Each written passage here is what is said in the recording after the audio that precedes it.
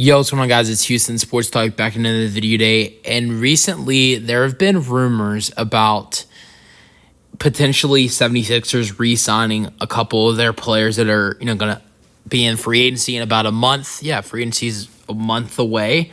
And there are a lot of free agents for the 76ers coming up in this 2024 NBA free agency. And I know this season is not over yet. Still have the NBA Finals, but still want to remind everybody there's still 28 teams that might not start really getting things underway until this NBA Finals is over. But there are a lot of teams that are thinking about offseason. There are rumors going on. But the 76ers have a lot of players going into free agency. Outside of Tyrese Maxey and Joel Embiid and funny enough, I think the other player on this 76ers team that is not going to be a free agency, it's Embiid, Maxey, and then Paul Reed. That's it on this 76ers team, and everybody else is heading into free agency. But the three players that have been rumored that the 76ers want to and are motivated to bring back, one's a native, one has been, and the two other guys are fairly new to the 70. Well, yeah, all three of these guys are new to the 76ers. But one of these guys is from Philadelphia. And the three players I am talking about, you have Kyle Lowry, who did start for Philadelphia throughout the postseason. You have Kyle Lowry. You have Nicholas Batum is another guy who was huge for the 76ers in their play-in and postseason run. I know it wasn't long. It was a 6-game series against the Knicks. But they did have to fight in a play-in game a play-in game that Nicholas Batum was huge in. But yeah, so Nicholas Batum, Kyle Lowry, and the final guy, another starter, Kelly Oubre Jr., are the three players that Philadelphia is motivated to re-sign. Now, keep in mind, they're still interested in, the bigger guys, the bigger names, LeBron James and Paul George. Those are two guys that Philadelphia, even though they want to bring back these three guys, still have interest in. I don't know about Lowry and Oubre. I think Batum for the 76ers, that's going to be easy to bring him back. But I feel like Lowry and Oubre are going to have big markets. I feel like teams who could use a point guard, and I'm thinking about two teams in the Western Conference, the Suns and the Clippers, who have already been linked to Lowry. I think those two teams very well might make a push for a Kyle Lowry. The Clippers could use him. They've already been rumors. The Suns could use a point guard, and I feel like Lowry, with his age and how he's getting older, he's a guy you can give a cheap deal that the Suns could afford. So I feel like Kyle Lowry is going to be on two specific teams in my mind. The Suns and the Clippers will definitely be hitting up Kyle Lowry's phone. Now, Kelly Oubre Jr., I think there are going to be a handful of teams that want to bring him in. The Mavericks have been one that have, even though they're in the NBA Finals right now, have been mentioned potentially to be linked to Kelly Oubre Jr. So all three of these guys are going to have a hot market, but all three of these guys were terrific for Philadelphia last season.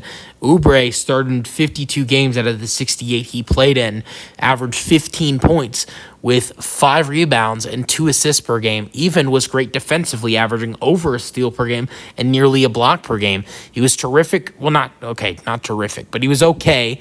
3-point shooting, shot 32% from 3 on only 4 attempts per game. On only 4 attempts per game, 31% isn't terrible. It's not great. 32%. It's not terrible. And his field goal percentage was, with his 3-point percentage only being 32%, his field goal percentage was still at 44%, which is good. And then getting to Nicholas Batum, he was. He wasn't great, but he played a big impact. I want to go over what he did in the postseason before I go over what he did in the regular season, because he was bigger in the postseason than he was in the regular season. Now, in 6 games for Philadelphia, he averaged 28 minutes per game, averaged 6 points per game, over 6 points per game, 6.5 points per game, 6 rebounds per game, over 1 assist per game at 1.3, 1 block per game. From 3, he shot 41% on 4 attempts per game, and this is only in 28 minutes per game. Now, in the regular season, he wasn't bad, but he averaged only 5 and 4. And from 3 in the regular season, he shot 39%. So, his numbers were a lot better. I mean, his points per game and rebounds per game and blocks per game went up in the postseason than it did in the regular season. And his 3-point percentage went up as well. So Batum played great. Played great for Philadelphia and was a big impact player for them. The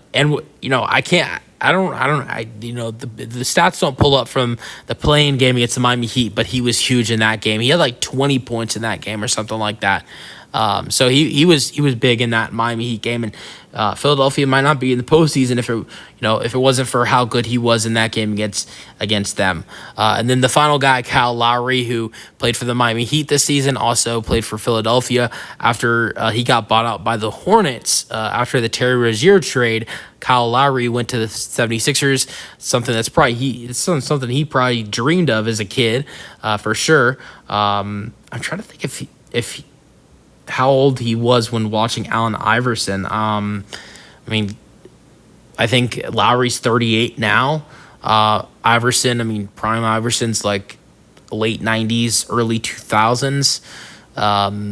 So Kyle Lowry was probably, in high school watching Allen Iverson, and, Lowry's a point guard himself. Lowry's probably high school, maybe, I would doubt it, but maybe middle school when watching Allen Iverson, from Philadelphia as a Philadelphia fan. So I'm sure this is something he's playing for Philadelphia is probably something he always wanted to do. And I think he said it as well. And he's a 6-time All-Star. He's a 1-time NBA champion. I think he's great for Philadelphia. I really do. But I think, like I said, I think he has a hot market. I think he is going to have a hot market. But, he was good for Philadelphia in 23 games after getting signed. He averaged 8 points per game. He averaged 5 assists per game. He averaged 1 steal per game.